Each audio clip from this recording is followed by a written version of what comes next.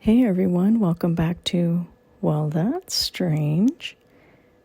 So today's episode is going to be about residual energy versus active energy in terms of spirit activity.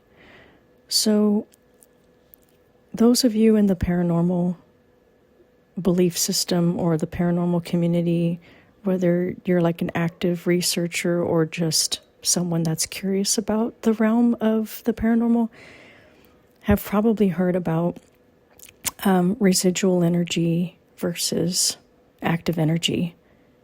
And so, for example, with residual energy, maybe something happened at a location that was pretty traumatic. Let's say there was like a massacre there, or some kind of an offing of a person, if you know what I mean, without like getting flagged by YouTube. I don't know that they would flag it if I use the MURDER word.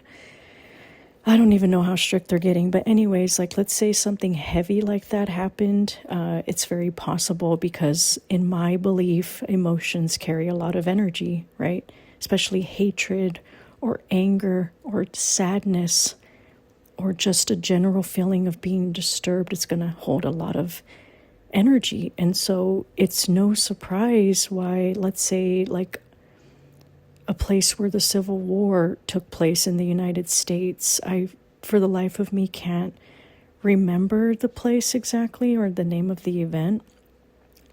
But apparently out in the fields where this took place, there's a lot of like this energy on loop. That what had happened is like on repeat. Like maybe you'll see the soldiers there, or you'll hear certain sounds related to that particular battle, which I've heard of. And when I figure it out, I'm going to go ahead and post a picture and information about it on the screen, which you'll probably see here, but at this moment, I mean. But anyway, so that would be an example of like energy on repeat, something that had happened, residual things.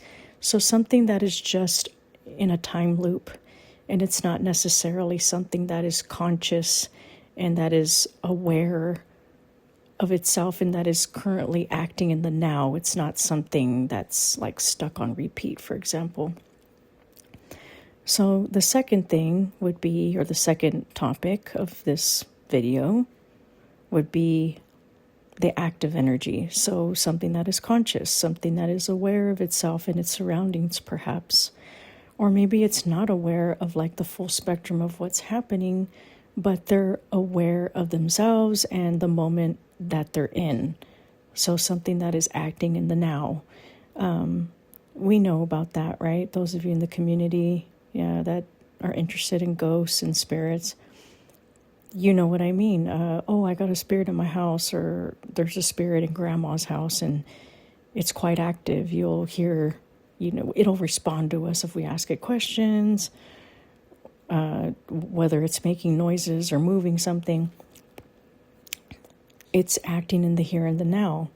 So I find this whole thing quite fascinating, the residual or the time loop energy versus the active energy, the energy that's occurring in the now. So for example, with an entity more specifically, I find that distinction to be quite important to make.